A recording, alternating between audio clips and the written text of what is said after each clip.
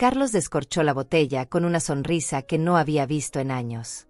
El espumante brotó como una pequeña cascada dorada, y él llenó 3 copas con movimientos ceremoniales, como si estuviéramos celebrando algo sagrado. Renata aplaudió desde el sofá, con esa risa cristalina que reservaba para las ocasiones especiales. Por fin llegó el día, mamá. Carlos levantó su copa hacia mí, sus ojos brillando con una emoción que me resultó extraña. Después de tantos años esperando, por fin pudiste cobrar la herencia completa de papá. $700,000. ¿Te imaginas? Renata se acercó a mí con pasos ligeros, tomó mi mano entre las suyas y la apretó con una calidez que me desconcertó. Ay, suegrita querida, estamos tan felices por ti. Ya era hora de que pudieras disfrutar de todo lo que tu esposo te dejó. Acepté la copa que Carlos me ofrecía, pero mis dedos apenas podían sostenerla. Había algo en sus rostros, una expectativa que no lograba descifrar. El espumante burbujeaba contra el cristal, pero yo no sentía ganas de celebrar nada. Ahora sí vamos a vivir bien, murmuró Carlos, y sus palabras me sonaron raras. No dijo vas a vivir bien o podrás vivir bien. Dijo vamos. Como si mi herencia fuera de todos. Renata se sentó a mi lado en el sofá y sacó una hoja de papel doblada de su bolso. La desplegó sobre la mesa de centro con movimientos delicados, como si fuera un mapa del tesoro. Mira, suegra, me dijo con esa voz melosa que usaba cuando quería algo. Carlos y yo estuvimos pensando en cómo podrías usar mejor ese dinero. Hicimos una lista de ideas para que no te preocupes por nada. Mis ojos se posaron en el papel. Era una lista escrita con letra clara, organizada en columnas como un presupuesto empresarial. El título decía, Plan de inversión para los fondos de mamá Inés. Pero mientras leía las primeras líneas, mi estómago se contrajo como si hubiera tragado hielo. Renovación completa de nuestra casa, $60,000. Viaje a Europa para Carlos y Renata, $40,000. Auto nuevo para Carlos, $35,000. Inversión en el negocio de Carlos, $100,000. Cada línea era una puñalada. No había una sola mención a mis necesidades, a mi bienestar, a mis deseos.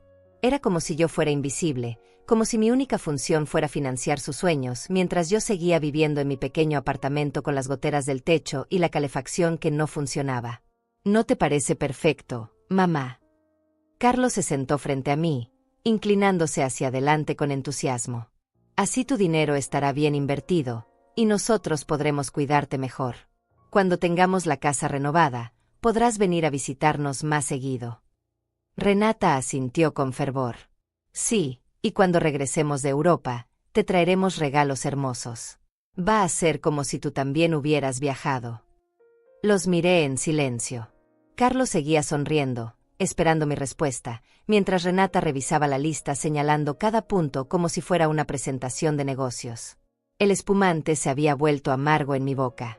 ¿Y dónde aparezco yo en esta lista?, pregunté finalmente, con una voz tan baja que apenas la reconocí como mía.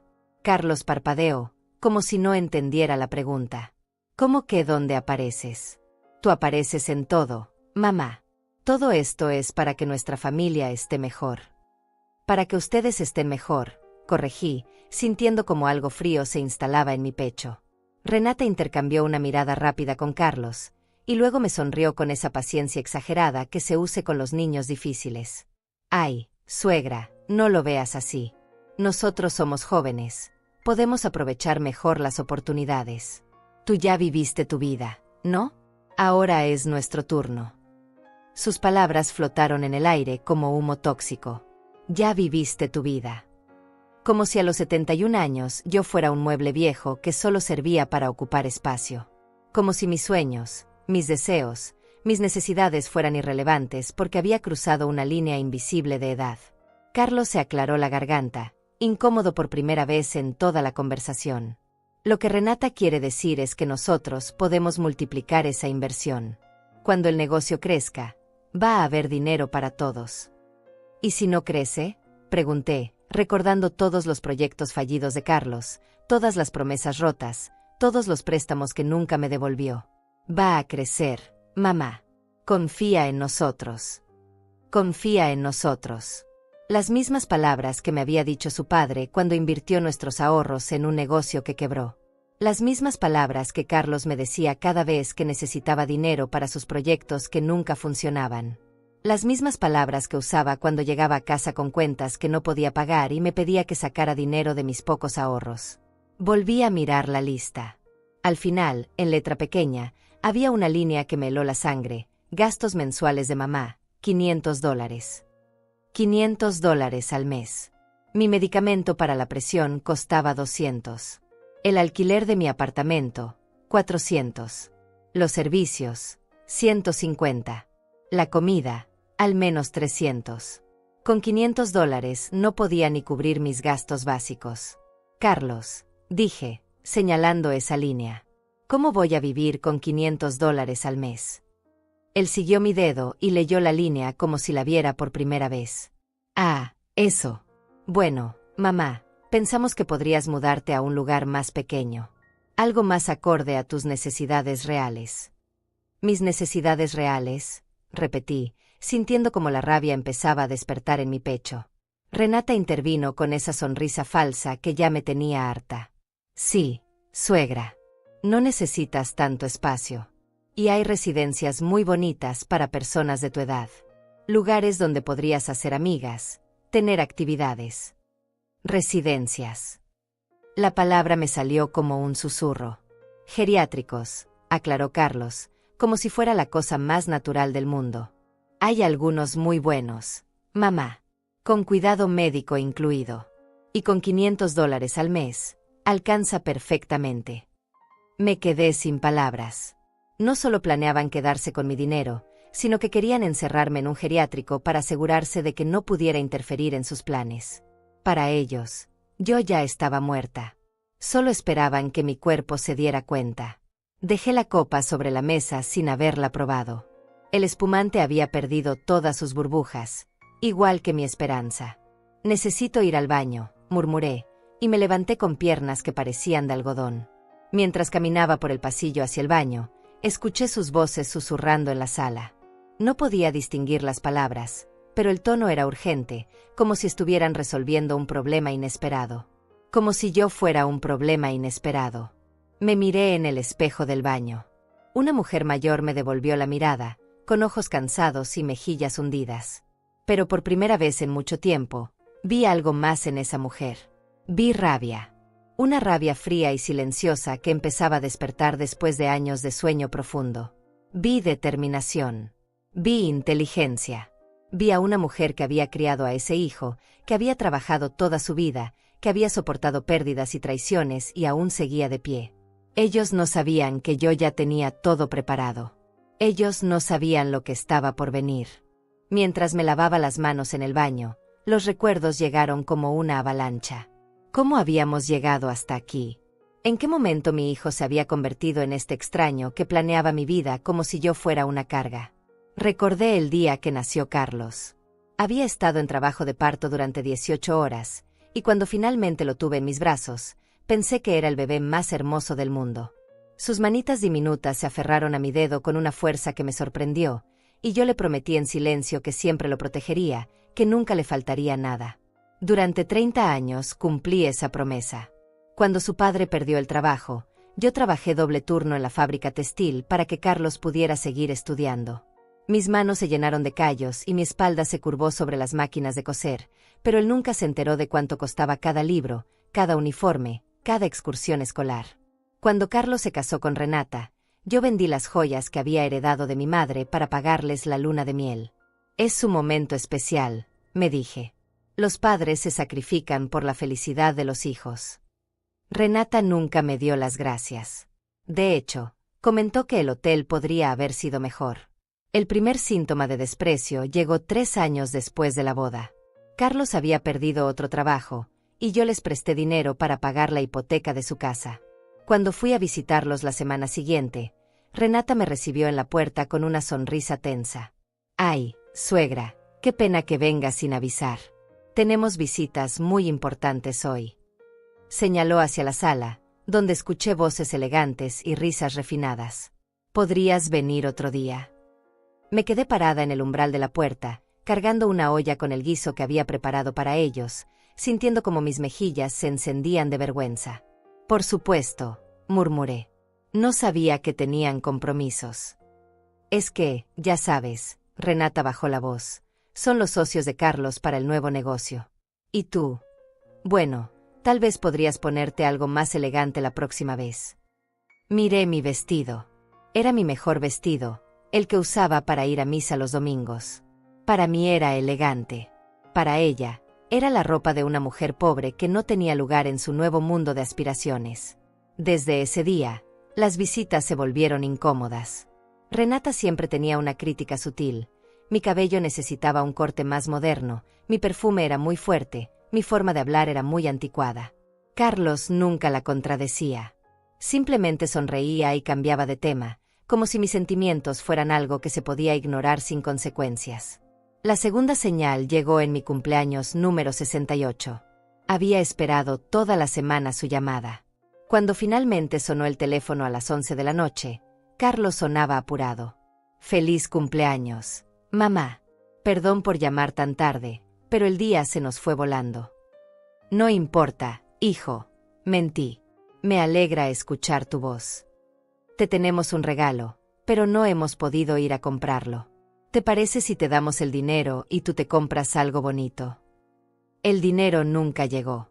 Cuando lo mencioné 2 semanas después, Carlos me miró como si le hablara en otro idioma. «¿Qué dinero, mamá?» «Ah, sí, el regalo. Se nos había olvidado por completo. Ya sabes cómo es esto del trabajo». Pero yo sabía que no era por el trabajo. Había visto las fotos en Facebook, Carlos y Renata en un restaurante caro esa misma noche, brindando con vino que costaba más que mi medicamento mensual. Mi cumpleaños simplemente no había sido importante para ellos. El tercer síntoma fue el más doloroso. Mi esposo murió hace 2 años, después de una larga batalla contra el cáncer. Durante los últimos meses de su vida, yo dormía en una silla junto a su cama de hospital, sosteniéndole la mano mientras él respiraba con dificultad. Carlos visitaba los domingos, siempre con prisa, siempre con alguna excusa para irse temprano. El día del funeral, mientras yo lloraba sobre el ataúd de mi esposo de 40 años, Renata se acercó y me susurró al oído: «Ya verás que pronto te sentirás mejor. Y ahora que tienes la herencia, podrás hacer muchas cosas». La herencia. Ni siquiera habíamos enterrado a mi esposo y ella ya estaba pensando en el dinero. Después del funeral, Carlos se ofreció a ayudarme con los trámites legales. «Déjame manejar todo, mamá. Tú estás muy triste para lidiar con estas cosas». Y yo, en mi dolor, le entregué todos los documentos. Confié en él porque era mi hijo, porque pensé que me protegería en el momento más vulnerable de mi vida. Durante meses, Carlos se encargó de todo. Me traía papeles para firmar, me explicaba procedimientos legales complicados, me aseguraba que él se estaba ocupando de que yo recibiera cada peso que me correspondía. «Es un proceso lento», me decía. «Pero no te preocupes, mamá. Yo me encargo de todo». Lo que no sabía era que él se estaba encargando de sí mismo. Mientras yo lloraba la muerte de mi esposo y confiaba ciegamente en mi hijo, él estaba desviando dinero de mi herencia hacia sus propias cuentas. Pequeñas cantidades al principio, para que yo no lo notara. Luego, sumas más grandes cuando se dio cuenta de que yo no revisaba los estados de cuenta. La cuarta señal llegó hace 6 meses, cuando finalmente recibí la herencia completa. Carlos llegó a mi casa con flores y una botella de espumante barata. «Felicitaciones, mamá. Por fin se resolvió todo». Pero había algo raro en su celebración. Sus ojos brillaban con un tipo de emoción que no tenía nada que ver conmigo. Era como si él hubiera ganado la lotería, no yo. «¿Qué piensas hacer con todo ese dinero?», me preguntó, tratando de sonar casual. «No sé», respondí honestamente. «Supongo que guardarlo para emergencias». «Guardarlo». Carlos se inclinó hacia adelante, y por un momento vi algo en su rostro que me asustó. Era hambre. «Mamá, a tu edad, ¿no crees que deberías disfrutarlo? Hacer cosas que siempre soñaste». «¿Cómo qué?» «No sé. Viajar, arreglar la casa, comprarte ropa bonita. O tal vez podrías ayudar a tu familia». Ahí estaba. La verdadera razón de su visita. La herencia llevaba un día en mi cuenta y él ya la consideraba suya. Esa noche, después de que Carlos se fuera, me senté en mi sofá viejo y pensé en todo lo que había perdido. No solo dinero. Había perdido la ilusión de tener un hijo que me amara por lo que era, no por lo que podía darle. Había perdido la esperanza de envejecer con dignidad, rodeada de familia que me valorara. Pero sobre todo, había perdido el respeto por mí misma. Durante años había permitido que me trataran como si fuera invisible, como si mis sentimientos no importaran, como si mi único valor fuera lo que pudiera proveer económicamente. Esa noche lloré por última vez. Al día siguiente, empecé a planear. Porque ellos no sabían que detrás de esta mujer mayor y aparentemente indefensa, había una mente que había sobrevivido a décadas de dificultades, que había criado a un hijo trabajando 3 empleos, que había cuidado a un esposo enfermo sin descanso. Ellos habían subestimado a Inés Pacheco. Y eso sería su perdición. La primera vez que sospeché algo, fue un martes por la mañana. Había ido al banco a revisar mi cuenta después de que Carlos me dijera que algunos trámites de la herencia habían causado pequeños retrasos en los depósitos. La cajera, una muchacha joven con sonrisa amable, revisó mi cuenta y frunció el ceño. Señora Pacheco, veo que hubo varias transferencias el mes pasado. Usted autorizó estos movimientos. Mi corazón se aceleró. ¿Qué movimientos? Ella giró la pantalla hacia mí y señaló varias líneas. Aquí, aquí y aquí. Transferencias por $5,000, $8,000 y $12,000 a una cuenta externa. $25,000. Una cuarta parte de lo que había recibido hasta ese momento de la herencia. ¿A qué cuenta?, pregunté con voz temblorosa. Es una cuenta a nombre de Carlos Pacheco. Según nuestros registros, él tiene autorización para manejar algunos de sus fondos. Sentí como si el piso se moviera bajo mis pies. ¿Desde cuándo tiene esa autorización? La cajera revisó más documentos. Desde hace 8 meses, señora. Usted firmó los papeles aquí mismo. 8 meses atrás. Cuando yo estaba sumida en el dolor por la muerte de mi esposo, cuando Carlos se había ofrecido tan gentilmente a ayudarme con todo el papeleo. Recordé vagamente firmar muchos documentos, confundida por el lenguaje legal, confiando en que mi hijo me estaba protegiendo. ¿Podría darme copias de todos los movimientos de mi cuenta?, pedí, tratando de mantener la voz firme. Esa tarde, sentada en mi cocina con los papeles del banco esparcidos sobre la mesa, descubrí la magnitud de la traición. No eran solo $25,000. Durante los últimos 8 meses, Carlos había estado transfiriendo dinero sistemáticamente. Pequeñas cantidades al principio, 1,000 aquí, 500 allá. Luego, conforme se acercaba el final del proceso de herencia, las cantidades habían aumentado. En total, había robado casi $60,000. Mis manos temblaron mientras sostenía los papeles. $60,000 que había ganado limpiando oficinas después de que mi esposo perdiera el trabajo. $60,000 que había ahorrado comprando la ropa más barata, comiendo frijoles y arroz durante semanas, negándome cualquier lujo durante décadas. El teléfono sonó. Era Carlos. Hola, mamá. ¿Cómo estás? Bien, mentí, mirando los estados de cuenta frente a mí. Oye, Renata y yo estábamos pensando en pasar mañana a visitarte. Podríamos cenar juntos, como una familia. Claro, dije, sorprendida por lo calmada que sonaba mi voz. Me encantaría. Perfecto. Y mamá, ¿has pensado en lo que hablamos sobre hacer algo útil con la herencia? Algo útil. Como si mi dinero solo fuera útil cuando lo gastaba en él. Sí, he estado pensando mucho, respondí. Después de colgar, me quedé sentada en la oscuridad de mi cocina, sintiendo como algo fundamental cambiaba dentro de mí. Durante 71 años había sido la mujer que perdonaba, que entendía, que se sacrificaba por otros. La mujer que siempre encontraba excusas para el comportamiento de su familia. Pero esta vez no había excusas. Mi hijo me había robado. No había otra palabra para describirlo. Había usado mi dolor y mi confianza para tomar dinero que no le pertenecía, dinero que yo necesitaba para sobrevivir mis últimos años con dignidad. Esa noche no pude dormir. Caminé por mi pequeño apartamento, mirando las paredes agrietadas, la alfombra desgastada, la calefacción que apenas funcionaba. Con los $60,000 que Carlos había robado, podría haber arreglado todo esto. Podría haber vivido cómodamente, sin preocuparme por cada centavo, sin tener que elegir entre la medicina y la comida. Al amanecer, tomé una decisión. No iba a confrontar a Carlos directamente. No iba a suplicarle que me devolviera mi dinero ni a llorar sobre su traición. Esa era la reacción que él esperaba de mí, la de una anciana indefensa que dependía de su bondad. En lugar de eso, iba a observar. Iba a documentar. Iba a descubrir exactamente qué más había estado haciendo a mis espaldas.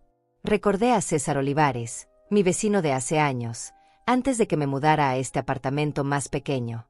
César había sido abogado antes de jubilarse, y siempre había sido amable conmigo. Cuando su esposa murió, yo le llevaba comida y lo acompañaba en sus momentos más difíciles. Nunca me pidió nada a cambio, pero siempre me dijo que si alguna vez necesitaba ayuda legal, no dudara en llamarlo. Busqué su número en mi vieja libreta de direcciones y marqué con manos temblorosas. ¿César? Soy Inés Pacheco. Inés, qué gusto escucharte. ¿Cómo has estado? César, necesito tu ayuda. Creo que mi hijo me está robando. Hubo un silencio del otro lado de la línea. ¿Puedes venir a mi oficina mañana? Trae todos los documentos que tengas. Esa noche, mientras organizaba todos los papeles del banco, encontré algo más. Entre los documentos que Carlos me había dado para firmar, había una copia de un poder notarial que me daba escalofríos. No solo le había dado autorización para manejar mi cuenta bancaria, le había dado poder para tomar decisiones médicas por mí si yo no estaba en condiciones de hacerlo. En otras palabras, si Carlos decidía que yo no estaba mentalmente capacitada, podría internarme en cualquier institución que quisiera. Podría declararme incompetente y tomar control total de mi vida. La lista que Renata me había mostrado esa tarde ya no me parecía solo codicia. Era un plan completo. Robar mi dinero, declararme incapaz, internarme en el geriátrico más barato que pudieran encontrar, y quedarse con todo lo que mi esposo y yo habíamos trabajado toda la vida para construir. Me senté en mi cama, rodeada de documentos, y por primera vez en meses sentí algo que no esperaba. Una sonrisa fría curvó mis labios. Ellos habían cometido un error. Habían subestimado a la mujer que había sobrevivido a la pobreza, al abandono, a la muerte de su esposo, a décadas de trabajo agotador. Pensaban que era una anciana confundida y manipulable. No sabían que había criado a mi hijo trabajando de noche y estudiando de día. No sabían que había manejado las finanzas familiares durante 40 años mientras mi esposo luchaba contra la depresión. No sabían que había aprendido a leer cada documento legal cuando tuvimos problemas con la hipoteca de nuestra primera casa. Ellos habían despertado a la mujer incorrecta. Y ahora iba a demostrarles exactamente qué tan incorrecta había sido su elección. Mañana empezaría a fingir. Iba a ser la anciana dulce y confundida que ellos esperaban. Iba a sonreír mientras planeaban mi futuro, como si yo no estuviera presente. Iba a actuar como si no entendiera lo que estaba pasando. Pero por dentro, iba a estar documentando cada mentira, cada manipulación, cada movimiento que hicieran. Porque cuando llegara el momento de la verdad, quería que su caída fuera total y definitiva. Al día siguiente llegué temprano a la oficina de César. Era un lugar pequeño pero elegante, con estantes llenos de libros legales y un escritorio de madera que hablaba de décadas de experiencia. César me recibió con el mismo abrazo cálido de siempre, pero cuando vio los documentos que traía, su expresión se volvió seria. Cuéntamelo todo, Inés. Desde el principio. Durante 2 horas le relaté cada detalle. Los movimientos bancarios no autorizados, el poder notarial que había firmado sin entender completamente, la lista de gastos que planeaban hacer con mi dinero, los comentarios sobre el geriátrico. César tomaba notas en silencio, deteniéndose ocasionalmente para pedirme que repitiera algún punto. Cuando terminé, él se quitó los lentes y me miró con una mezcla de tristeza y determinación. Inés, esto es fraude. Tu hijo ha cometido varios delitos: apropiación indebida, abuso financiero de ancianos y posiblemente conspiración. Podríamos presentar cargos penales inmediatamente. No, dije rápidamente. Todavía no. César me miró sorprendido. ¿Por qué no? Me costó trabajo explicárselo. ¿Cómo le dices a alguien que después de una vida entera de ser subestimada, quieres que tu traidor sepa exactamente quién eres antes de destruirlo? ¿Cómo explicas que no solo quieres justicia, sino que quieres que entienda que la anciana a la que robó era más inteligente que él. Quiero reunir más evidencia, dije finalmente. Quiero estar completamente segura de todo antes de dar ese paso. César asintió lentamente. Entiendo. ¿Qué propones? Quiero que me ayudes a investigar exactamente qué más ha estado haciendo. Y quiero documentar todo lo que haga de ahora en adelante. Durante la siguiente semana, César y yo desarrollamos un plan. Él contrataría a un investigador privado para rastrear todos los movimientos financieros de Carlos. Mientras tanto, yo iba a empezar a actuar como si estuviera desarrollando problemas de memoria. ¿Estás segura de esto, Inés?, me preguntó César. Fingir demencia es arriesgado. Si Carlos cree que realmente estás perdiendo facultades, podría acelerar sus planes. Ese es exactamente el punto, respondí. Quiero que muestre su verdadera naturaleza. Mientras más cómodo se sienta, más errores cometerá. Esa tarde, cuando Carlos y Renata llegaron a cenar, comencé mi actuación. Había pasado años observando a pacientes con demencia cuando visitaba a mi esposo en el hospital. Sabía exactamente cómo empezaba: pequeños olvidos, confusión con fechas, repetir las mismas preguntas. ¿Qué día es hoy?, pregunté durante la cena, con una expresión ligeramente perdida. Miércoles, mamá, respondió Carlos, intercambiando una mirada rápida con Renata. ¿Miércoles? Pensé que era viernes. Me toqué la frente como si tratara de recordar. Últimamente tengo la cabeza un poco confundida. Renata se inclinó hacia adelante con una sonrisa que intentaba ser compasiva. Ay, suegra, eso es normal a tu edad. A mi abuela le pasaba lo mismo. Durante las siguientes 2 semanas, intensifiqué la actuación. Llamaba a Carlos para preguntarle la misma cosa 2 veces en el mismo día. Cuando venían a visitarme, fingía no recordar conversaciones que habíamos tenido. Dejaba que me vieran buscar palabras simples, como si se me hubieran olvidado. La transformación en su comportamiento fue inmediata y reveladora. Al principio, Carlos mostraba preocupación fingida. Pero conforme mis síntomas se volvían más evidentes, comenzó a actuar como si yo no estuviera presente en las conversaciones. Está empeorando rápido, le dijo a Renata una tarde, mientras yo fingía dormitar en mi silla. Mi tía se puso así y en 6 meses ya no reconocía a nadie. ¿Qué vamos a hacer?, susurró Renata. Tenemos que acelerar los planes. Si esperamos mucho, los doctores podrían declararla incompetente y el Estado podría intervenir. Podríamos hacer algo antes. Ya estoy en eso. Tengo una cita con el médico la próxima semana. Le voy a pedir que la evalúe. Mientras ellos susurraban sobre mi futuro, yo mantenía los ojos cerrados y documentaba mentalmente cada palabra. Esa noche, en cuanto se fueron, llamé a César para reportar la conversación. Están acelerando el cronograma, le dije. Carlos va a tratar de que un médico me declare incompetente. Entonces nosotros también tenemos que acelerar. ¿Qué tal si mañana vienes a mi oficina y grabamos una declaración en video? Mientras aún no hay ningún diagnóstico oficial, queremos establecer claramente que estás en pleno uso de tus facultades. Al día siguiente, grabamos una declaración de 40 minutos donde expliqué detalladamente todo lo que había descubierto sobre Carlos. César se aseguró de que la fecha y hora fueran claramente visibles, y que yo respondiera preguntas complejas que demostraran mi lucidez mental. Ahora, me dijo César después de la grabación, tenemos que tomar una decisión. ¿Cuánto tiempo más quieres mantener esta farsa? Había estado pensando en eso. Quiero que él organice la reunión donde planean presentarme oficialmente su plan para mi dinero. Quiero que se sienta tan seguro que baje completamente la guardia. Y entonces vamos a darles el espectáculo de sus vidas. Durante los siguientes días, continué perfeccionando mi actuación.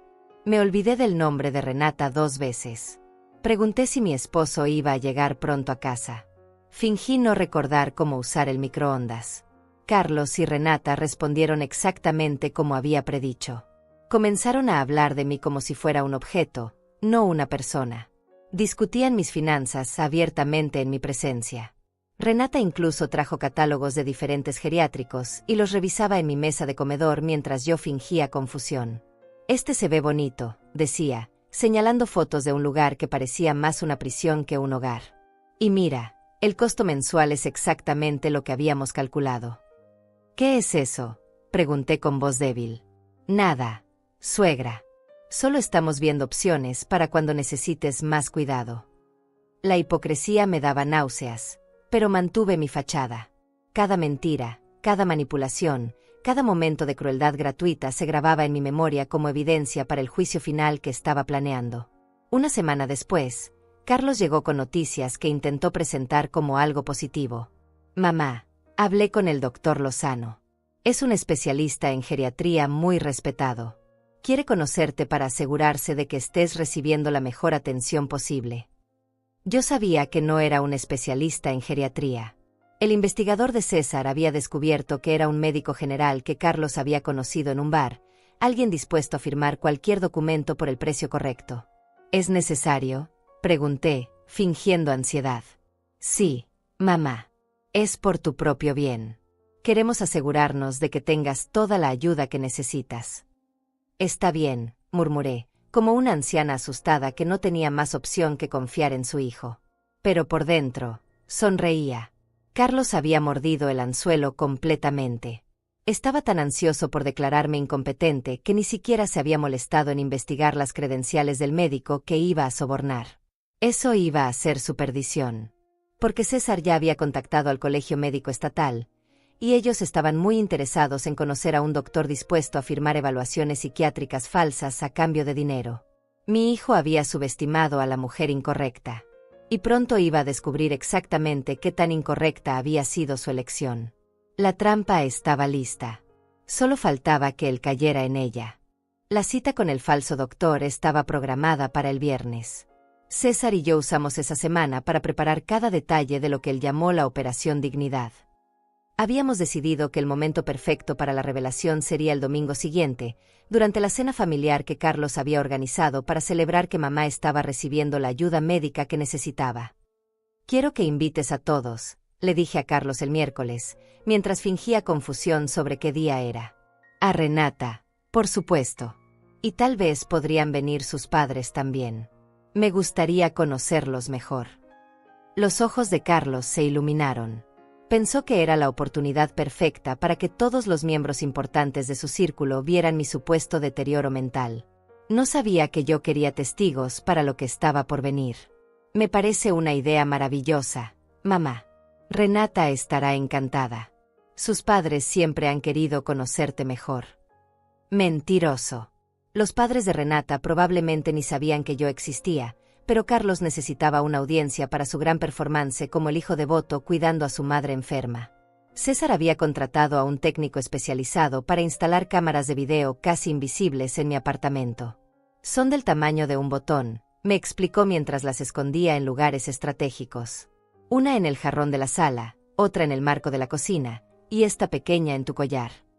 El collar era mi favorito. Una cadenita de plata con un pequeño dispositivo que parecía un dije decorativo, pero que en realidad era una cámara y micrófono de alta definición.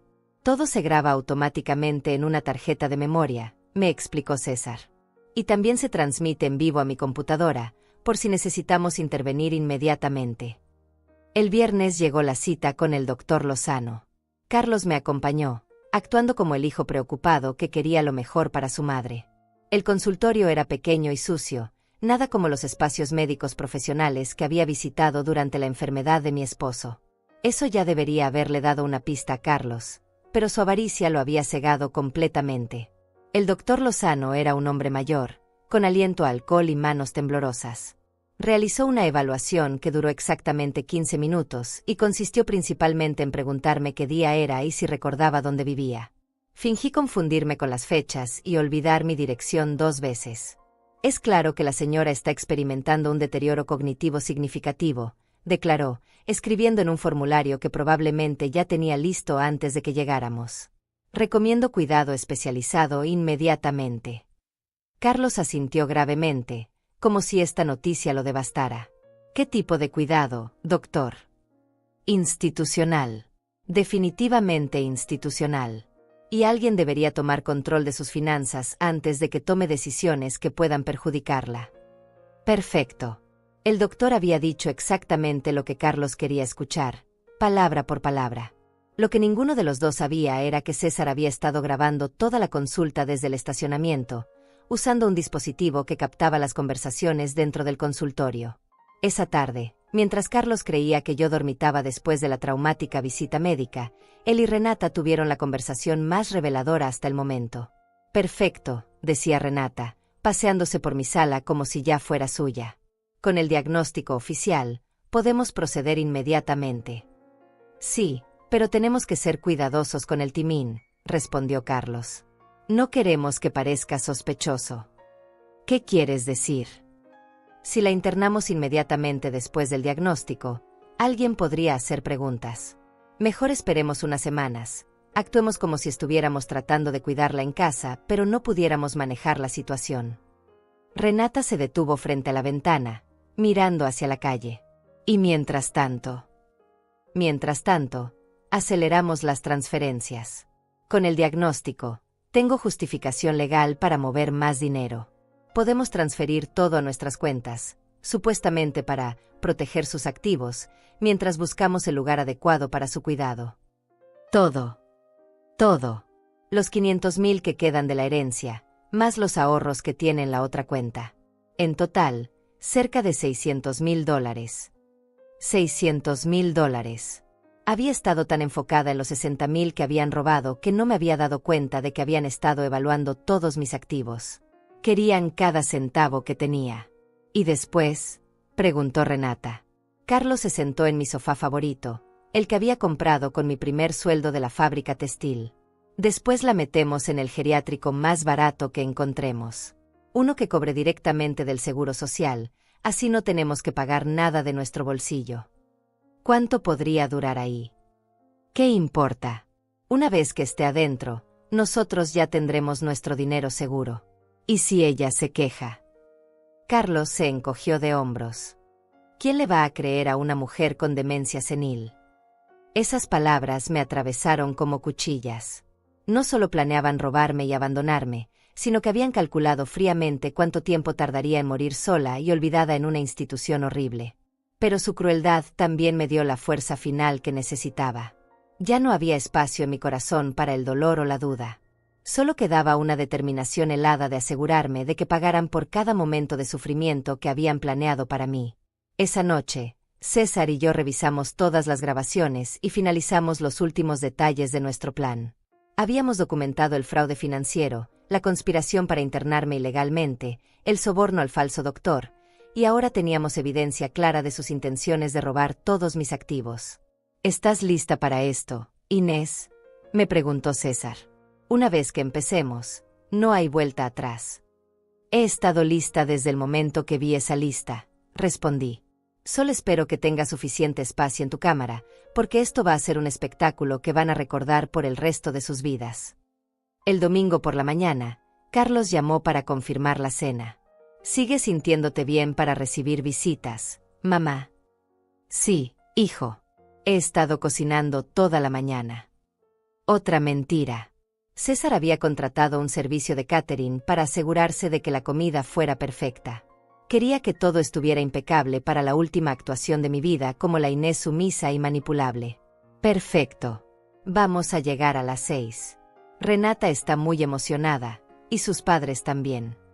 Yo también estoy emocionada, dije, y por primera vez en semanas, no estaba fingiendo.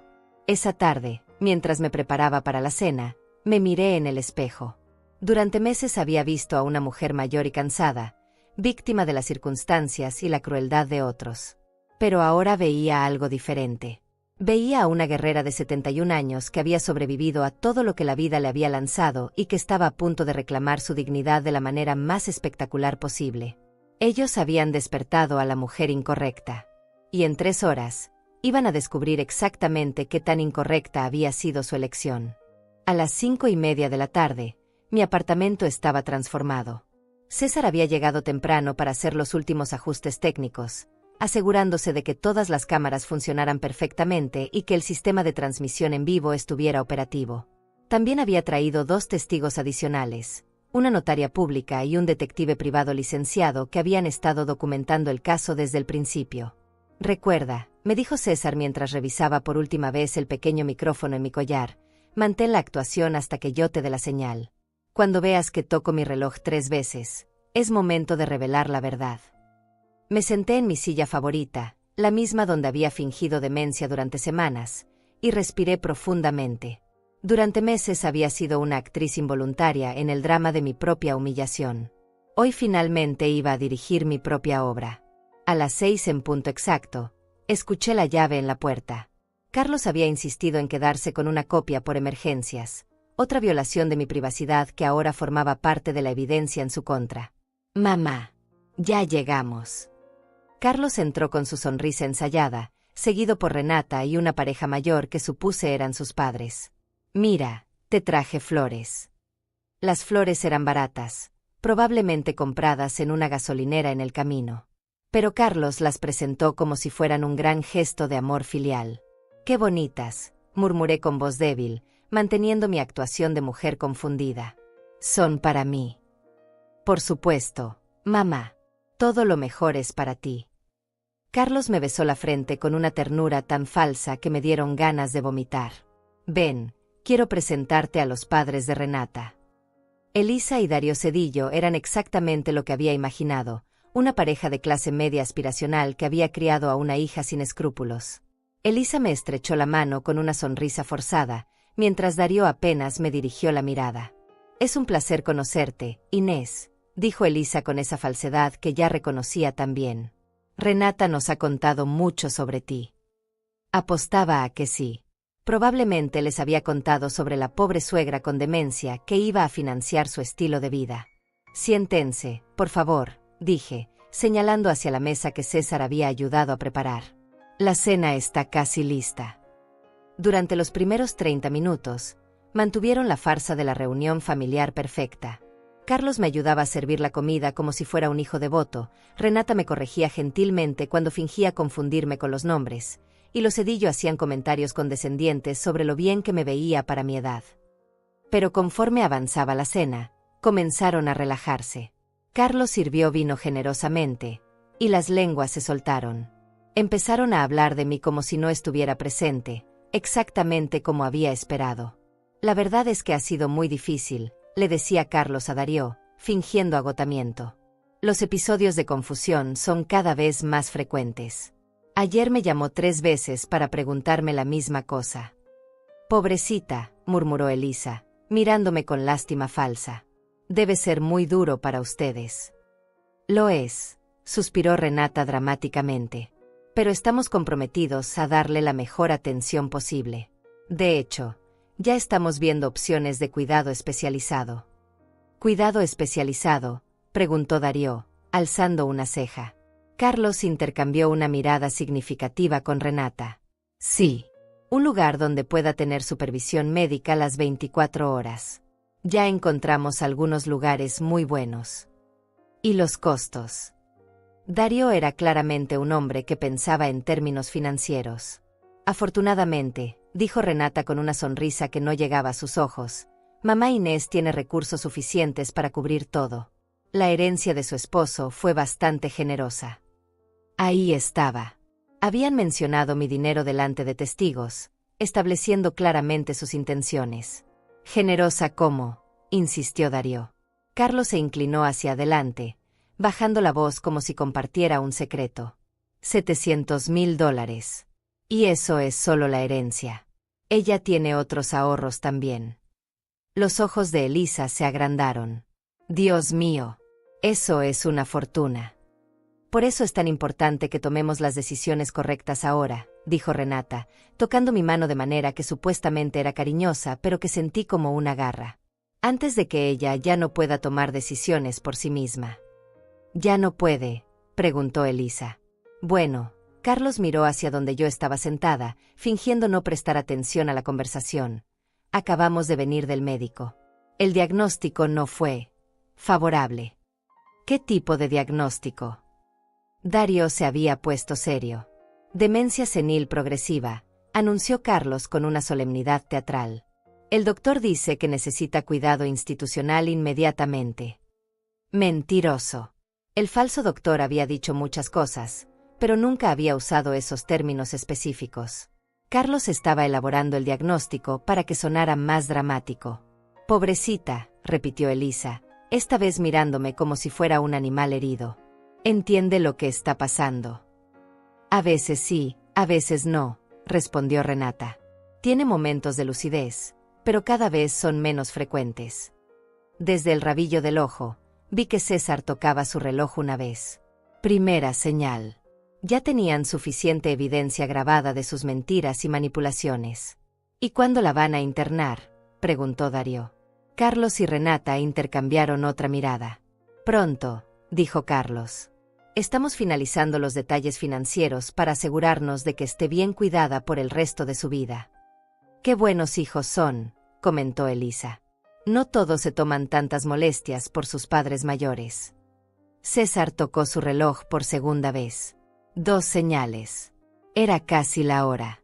«La verdad», dijo Renata, sirviéndose más vino, «es que va a ser un alivio para todos. Mamá Inés podrá estar en un lugar donde reciba atención profesional, y nosotros podremos tener tranquilidad mental sabiendo que está bien cuidada». «¿Y ustedes qué van a hacer?», preguntó Elisa. Carlos sonrió, y por primera vez en toda la noche, fue una sonrisa genuina. «Bueno, con los recursos que va a liberar el cuidado de mamá, finalmente podremos hacer algunas cosas que hemos estado postergando. Renovar la casa, tal vez viajar un poco». «¡Qué maravilloso!», exclamó Elisa. «Se lo merecen después de todo este sacrificio». Sacrificio. La palabra me golpeó como una bofetada. Ellos hablaban de robar mi dinero y abandonarme como si fuera un sacrificio heroico por su parte. Vi que César tocaba su reloj por tercera vez. Era la hora. Me levanté lentamente de mi silla, manteniendo todavía la postura encorvada de una anciana confundida. Todos siguieron hablando, ignorándome completamente, exactamente como había planeado. Caminé hacia la cocina, fingiendo buscar algo, mientras César se posicionaba discretamente cerca de la puerta principal para bloquear cualquier intento de escape. Era momento de que Inés Pacheco mostrara su verdadero rostro. Era momento de que la mujer silenciosa finalmente hablara. Me detuve en el umbral entre la cocina y la sala, enderecé lentamente mi espalda, y dejé que mi expresión confundida se desvaneciera como una máscara que finalmente podía quitarme. Cuando hablé, mi voz era clara, firme, y completamente diferente al murmullo débil que habían escuchado durante semanas. $700,000, dije, y mi voz cortó la conversación como un cuchillo. «¿Qué número tan específico, Carlos?». Todos se giraron hacia mí, y vi el momento exacto en que se dieron cuenta de que algo había cambiado fundamentalmente. Carlos parpadeó varias veces, como si estuviera viendo un fantasma. «Mamá, ¿estás bien?». «Nunca he estado mejor», respondí, caminando de vuelta a la mesa con pasos firmes y seguros.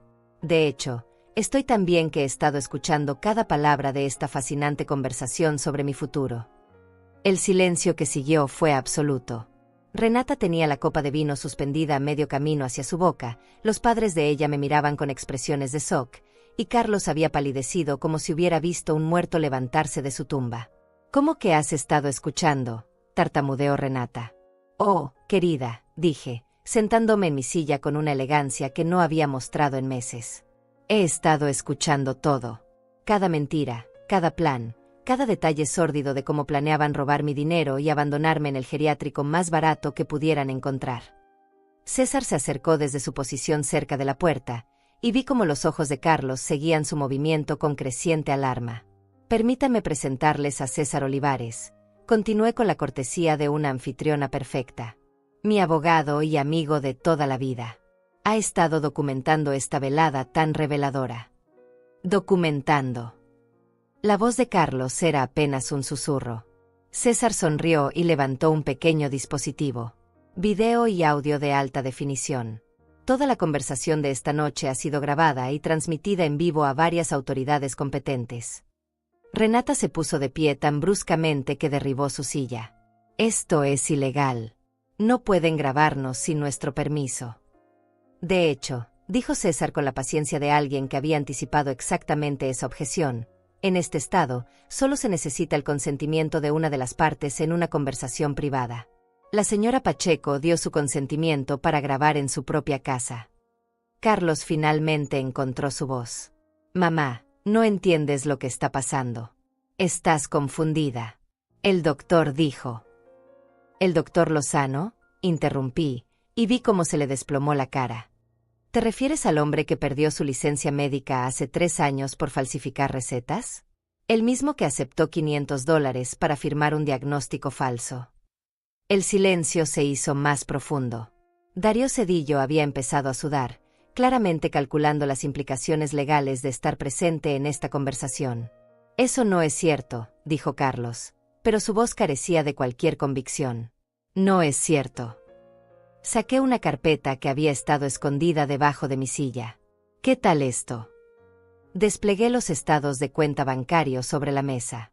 $63,420.30.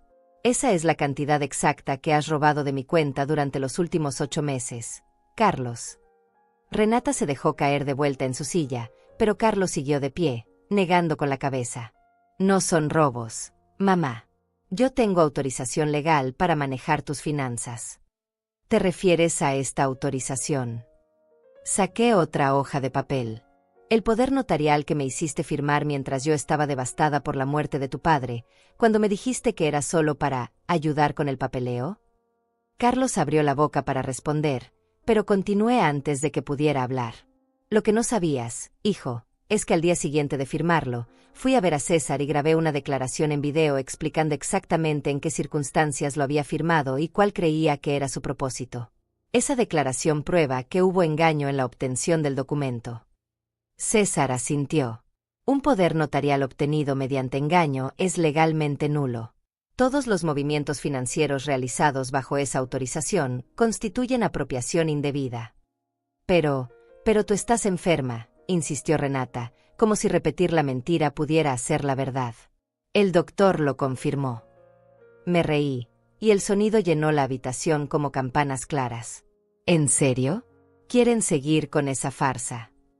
Me levanté y caminé hacia el centro de la sala, donde sabía que todas las cámaras tenían un ángulo perfecto. Mi nombre es Inés Pacheco, tengo 71 años de edad, y estoy en pleno uso de mis facultades mentales. Durante las últimas 3 semanas, he estado fingiendo síntomas de demencia para documentar las acciones criminales de mi hijo Carlos Pacheco y su esposa Renata Vallejo. Miré directamente a Carlos. Durante este tiempo, ustedes han conspirado para robar mis activos, sobornar a un médico para obtener un diagnóstico falso y planificar mi internamiento ilegal en una institución de cuidado. Esto es ridículo, murmuró Darío, pero su voz sonaba poco convincente. Ridículo. César sacó su teléfono. Les gustaría escuchar la grabación de la consulta del viernes. Presionó un botón, y la voz del falso doctor Lozano llenó la habitación. ¿Cuánto dijiste que era? 500. Está bien, por 500 puedo escribir lo que necesites. La cara de Carlos se puso cenicienta. Renata había empezado a temblar visiblemente. O tal vez, continué, prefieren escuchar la conversación que tuvieron aquí mismo el viernes pasado, cuando discutieron cómo robar los $600,000 restantes de mis activos. César presionó otro botón, y la voz de Carlos se escuchó claramente. Una vez que esté adentro, nosotros ya tendremos nuestro dinero seguro. Y si ella se queja, ¿quién le va a creer a una mujer con demencia senil? El silencio que siguió fue ensordecedor. Los padres de Renata se habían puesto de pie y se dirigían hacia la puerta, claramente queriendo distanciarse de la situación lo más rápido posible. Esperen, dijo César, bloqueando su camino. Me temo que ustedes también son testigos necesarios de esta situación. Tendrán que quedarse hasta que lleguen las autoridades. Las autoridades. La voz de Renata se quebró. Como si hubiera sido una señal, sonó el timbre de la puerta. César sonrió. Ah, deben ser los detectives que han estado esperando en el pasillo. Les prometí que cuando tuviéramos suficiente evidencia grabada, podrían proceder con los arrestos. Carlos me miró con una expresión que nunca había visto antes. Era una mezcla de horror, incredulidad y algo que podría haber sido respeto. ¿Todo este tiempo? Todo este tiempo, confirmé. La anciana confundida a la que planeaban robar y abandonarlos estaba observando, escuchando y documentando cada movimiento que hacían. César abrió la puerta, y 2 detectives entraron en mi apartamento. ¿Están listos para proceder?, preguntó uno de ellos. Completamente listos, respondió César. Tenemos video, audio, documentos financieros y testimonios de testigos. Todo lo que necesitan para los cargos de fraude financiero, conspiración, soborno de funcionarios públicos y abuso de ancianos. Mientras los detectives comenzaban a leer sus derechos a Carlos y Renata, me senté de nuevo en mi silla y los observé. Durante meses había sido invisible para ellos, un obstáculo que tenían que remover para acceder a mi dinero. Ahora finalmente me veían. Realmente me veían. Y la expresión en sus rostros me dijo que nunca olvidarían quién era Inés Pacheco. Mientras los detectives esposaban a Carlos y Renata, saqué la carpeta final que había estado guardando para este momento. Era la más gruesa de todas, llena de documentos que había estado preparando durante semanas con la ayuda de César. Antes de que se los lleven, dije con una voz que nunca había sonado tan firme, hay algunas cosas más que necesitan saber. Carlos me miró desde donde estaba esposado, con una expresión que era mitad súplica, mitad terror. Mamá, por favor. Podemos hablar de esto. Podemos solucionarlo. ¿Solucionarlo?, repetí, abriendo la carpeta. ¿Cómo exactamente piensa solucionar 3 años de robo sistemático? Su cara se desplomó. 3 años. Oh, Carlos. ¿Realmente pensaste que solo había descubierto los últimos 8 meses? Saqué una pila de estados de cuenta que se remontaban mucho más atrás. El investigador de César rastreó cada transacción sospechosa desde que tu padre enfermó. César se acercó y tomó algunos de los documentos. Pequeñas cantidades al principio. $50 aquí, 100 allá. Siempre con excusas, emergencias médicas, gastos inesperados, problemas temporales de flujo de efectivo. Pero se volvieron más audaces, continué, mirando directamente a Carlos. Cuando vieron que yo no revisaba los estados de cuenta porque estaba demasiado ocupada cuidando a tu padre moribundo, las cantidades aumentaron. Saqué otra pila de papeles. $2,000 supuestamente para pagar el especialista que nunca vimos. $5,000 para el tratamiento experimental, que resultó ser sus vacaciones en Cancún. $8,000 para modificaciones de la casa para hacer más cómoda la recuperación de papá, cuando en realidad compraron ese auto deportivo. Renata había empezado a llorar, pero eran lágrimas de autocompasión, no de remordimiento. Nosotros íbamos a devolvértelo todo cuando mejorara la situación. La situación. Mi voz se elevó por primera vez en toda la noche. ¿Te refieres a cuando yo muriera y ustedes heredaran todo legalmente? El silencio confirmó mis sospechas. Uno de los detectives tomó notas mientras César continuaba presentando evidencia. El total, anunció César, incluyendo las transferencias de los últimos 8 meses y los robos de los 3 años anteriores, asciende a $137,000. Carlos se dejó caer en una silla, ignorando las protestas del detective. No puede ser tanto. No puede ser tanto. Saqué la última pila de documentos de la carpeta. Esto ni siquiera incluye el costo de oportunidad. El dinero que robaron estaba en una cuenta de ahorros que generaba intereses. También perdí las ganancias de las inversiones que habría podido hacer. César sonrió con una satisfacción fría. Considerando intereses compuestos y oportunidades de inversión perdidas, el total real del daño financiero es de aproximadamente $200,000. Pero eso no es todo, continué, sintiendo como la rabia de años finalmente encontraba su voz. ¿Saben cuánto gasté en medicamentos que no necesitaba durante los últimos meses? Mientras ustedes robaban mi dinero, yo estaba tomando pastillas para la ansiedad y la depresión porque creía que estaba perdiendo la cabeza. Saqué una botella de pastillas de mi bolso. $500 al mes en medicamentos psiquiátricos que nunca necesité, porque ustedes me hicieron creer que yo era el problema. César tomó la botella y la mostró a los detectives. Daño psicológico intencional. Eso añade otra dimensión a los cargos. Y luego está esto, dije, sacando el último documento de la carpeta. Era un papel oficial con el sello del Estado. Mi Nuevo Testamento. Carlos levantó la cabeza bruscamente. ¿Qué? Lo firmé ayer, expliqué con una calma que me sorprendió a mí misma. César me ayudó a redactarlo. Es muy simple, en realidad. Desdoblé el documento y comencé a leer. Yo, Inés Pacheco, siendo de mente sana y cuerpo razonablemente saludable, declaro por la presente que todos mis bienes, propiedades y activos financieros serán donados al Refugio para Mujeres Maltratadas Santa Teresa y a la Fundación para la Prevención del Abuso de Ancianos. La cara de Renata se puso blanca como el papel. No, no puedes hacer eso. Claro que puedo. Y ya lo hice. Volví a doblar el documento. Carlos Pacheco y Renata Vallejo quedan específicamente excluidos de cualquier herencia. El documento también establece que si algo me sucede bajo circunstancias sospechosas, se debe investigar a estas dos personas como principales sospechosos. César añadió, también incluye una cláusula que establece que cualquier intento de impugnar el testamento resultará en que los costos legales se deduzcan de las donaciones caritativas, reduciendo así el impacto de su codicia en las organizaciones beneficiarias. Carlos me miró con una expresión que nunca había visto antes. ¿Por qué?, susurró. ¿Por qué haces esto? Me levanté y caminé hacia él lentamente. Cuando hablé, mi voz era suave, pero cada palabra se clavó como una daga. Porque durante 71 años he sido la mujer que perdona, que entiende, que se sacrifica por otros. Fui la hija que cuidó a mis padres hasta que murieron. Fui la esposa que trabajó 3 empleos para mantener a flote esta familia. Fui la madre que vendió sus joyas para pagar tu educación. Me detuve directamente frente a él. Pero nunca, en todos esos años, fui la mujer que se defendía a sí misma. Hasta ahora. Mamá, por favor. No, interrumpí. Ya no soy tu mamá. Una madre es alguien que ama, protege y cuida a sus hijos. Tú dejaste de ser mi hijo el día que decidiste que mi valor estaba únicamente en mi cuenta bancaria. Me dirigí hacia los detectives. Oficiales, hay una cosa más que necesitan saber.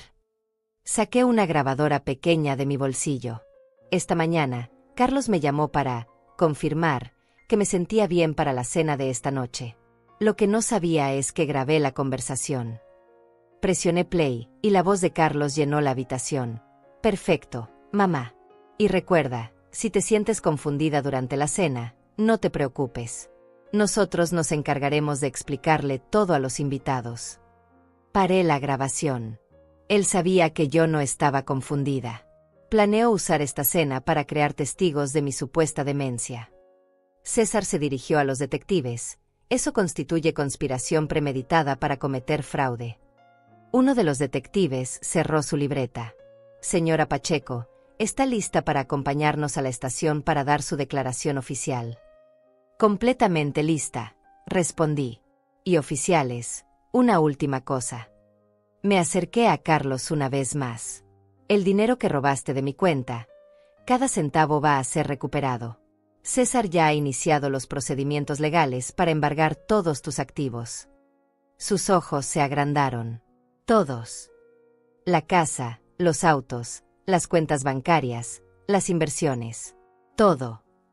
Sonreí por primera vez en meses. Van a descubrir lo que se siente perder todo lo que creían que era suyo. Mientras los detectives se llevaban a Carlos y Renata, escuché a ella susurrar, pero ella es solo una anciana confundida. Me giré hacia ella una última vez. No, querida.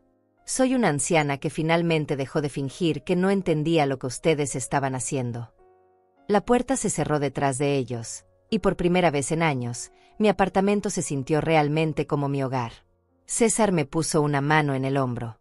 ¿Cómo te sientes, Inés?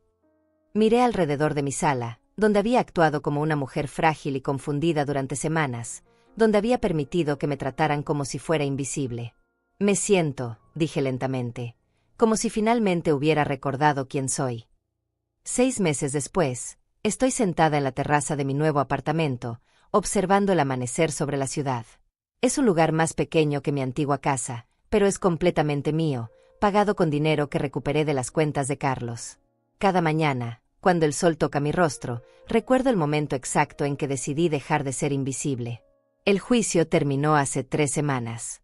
Carlos fue sentenciado a 5 años de prisión por fraude financiero, apropiación indebida y abuso de ancianos. Renata recibió 3 años, más la obligación de pagar restitución completa. El falso doctor Lozano está enfrentando sus propios cargos por ejercicio ilegal de la medicina y falsificación de documentos. Los periódicos locales cubrieron el caso como la abuela que derrotó a los estafadores. No me gusta ese titular. Sugiere que fue una sorpresa que una mujer de mi edad fuera inteligente. Pero entiendo por qué la historia resonó. Hay muchas mujeres como yo, mujeres que han sido subestimadas toda su vida, que vieron en mi historia una posibilidad que nunca habían considerado. César viene a visitarme cada domingo. Hemos desarrollado una amistad profunda, construida sobre el respeto mutuo y la experiencia compartida de haber visto la justicia prevalecer contra probabilidades difíciles. Él me dice que mi caso ha inspirado a otros abogados a tomar casos similares, que las llamadas de ancianos reportando abuso financiero han aumentado significativamente.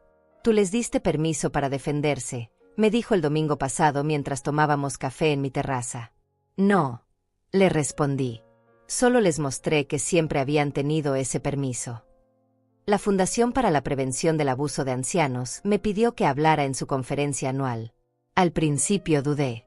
Durante 71 años había vivido mi vida en privado, sin buscar atención o reconocimiento. Pero luego pensé en todas las mujeres que podrían estar sentadas en sus casas en este momento, sintiéndose impotentes mientras sus propias familias las manipulan y roban. Mi presentación fue simple. Les conté mi historia sin adornos, sin dramatismo innecesario. Solo los hechos, cómo reconocer las señales, cómo documentar el abuso, cómo encontrar ayuda. Al final, una mujer de unos 60 años se acercó a mí con lágrimas en los ojos. Mi hija ha estado tomando dinero de mi cuenta durante 2 años, me susurró. Pensé que estaba volviendo loca. No estás volviendo loca, le dije, tomando sus manos entre las mías. Y no tienes que vivir así. Le di el número de César y la información de otros abogados especializados en abuso de ancianos. 2 meses después, recibí una carta suya. Había recuperado su dinero y restablecido límites claros con su hija. Me devolviste mi dignidad, escribió. Pero no es solo eso. Es que me devolví mi propia dignidad. Durante estos meses, he tenido tiempo de reflexionar sobre quién era antes y quién soy ahora. La Inés que permitía que Carlos tomara dinero de su cuenta sin preguntas ya no existe. La mujer que se disculpaba por ocupar espacio en su propia casa ha desaparecido. La anciana que creía que su valor dependía de lo útil que fuera para otros es un recuerdo del pasado. En su lugar, hay una mujer que despierta cada mañana y decide cómo quiere pasar su día. Una mujer que compra flores para sí misma los viernes, que se inscribió en una clase de pintura porque siempre quiso intentarlo, que viaja cuando quiere viajar sin pedirle permiso a nadie. ¿Carlos ha tratado de contactarme desde la prisión? Sí. Me ha escrito 4 cartas. Las primeras 3 las tiré sin abrir. La cuarta la leí, más por curiosidad que por cualquier sentimiento residual de conexión familiar. En ella, Carlos finalmente se disculpaba. Decía que había estado confundido y bajo mucha presión financiera. Prometía que si yo lo perdonaba y lo ayudaba con los gastos legales de su apelación, él sería un hijo diferente cuando saliera. Escribí una respuesta muy breve. Carlos, el perdón es algo que me doy a mí misma, no algo que te doy a ti. Ya no necesito tu arrepentimiento para seguir adelante con mi vida. Inés. No espero más cartas. ¿Me siento sola? A veces. Pero he aprendido la diferencia entre estar sola y sentirse abandonada. Estar sola es una elección que hago todos los días. Sentirme abandonada era algo que me hacían otros. He hecho amigos nuevos. Valeria, una mujer de 68 años que vive en el apartamento de abajo, se convirtió en mi compañera de caminatas matutinas. Elisa, una vecina viuda de 75 años, viene a tomarte los martes y me enseña a jugar bridge. Son amistades construidas sobre respeto mutuo, no sobre obligación familiar o conveniencia. ¿Extraño tener familia? No extraño la versión tóxica de familia que tenía con Carlos y Renata. Pero sí extraño la ilusión de lo que pensé que era la familia. Extraño la esperanza de que el hijo que había criado con tanto amor me amaría de vuelta de manera incondicional. Pero ya no vivo en ilusiones. Vivo en la realidad, y la realidad es que algunas personas son incapaces de amar de manera saludable, sin importar cuánto amor reciban. Carlos era una de esas personas, y reconocer eso me liberó de la responsabilidad de intentar cambiarlo. Ayer, mientras organizaba mis documentos financieros, Encontré una foto vieja de Carlos cuando tenía 5 años. Estaba sonriendo, con los brazos alrededor de mi cuello, y por un momento sentí una punzada de dolor por ese niño inocente. Pero luego recordé que ese niño se convirtió en un hombre que planeó robarme y abandonarme, y la punzada de dolor se transformó en algo más fuerte: resolución. Guardé la foto en una caja que marqué el pasado y la puse en el armario más alto de mi closet. No la tiré porque ese niño realmente existió, y el amor que sentí por él era real. Pero tampoco la mantuve a la vista porque el hombre en que se convirtió merece ser recordado por sus acciones, no por mis esperanzas. Ahora, mientras termino mi café matutino y me preparo para otro día de mi nueva vida, pienso en todas las mujeres que están en algún lugar, en este momento, permitiendo que otros las traten como si fueran invisibles. Mujeres que se disculpan por existir, que minimizan sus necesidades, que creen que su valor está determinado por lo que pueden dar a otros. Quiero decirles lo que me hubiera gustado que alguien me dijera hace años: no eres demasiado vieja para defenderte. No eres demasiado débil para exigir respeto. No eres demasiado dependiente para establecer límites. Y definitivamente no eres demasiado tarde para empezar de nuevo. La historia que me conté a mí misma durante 70 años era que mi papel en la vida era servir a otros, sacrificarme por otros, ser útil para otros. Esa historia casi me destruye. La nueva historia que me cuento todos los días es diferente. Es simple, pero revolucionaria. Mi vida me pertenece. Mi dignidad no es negociable. Mi valor no depende de la aprobación de otros. Mi nombre ya no es el de una víctima. Mi historia apenas empieza. Y esta vez, yo soy la única que escribe el final.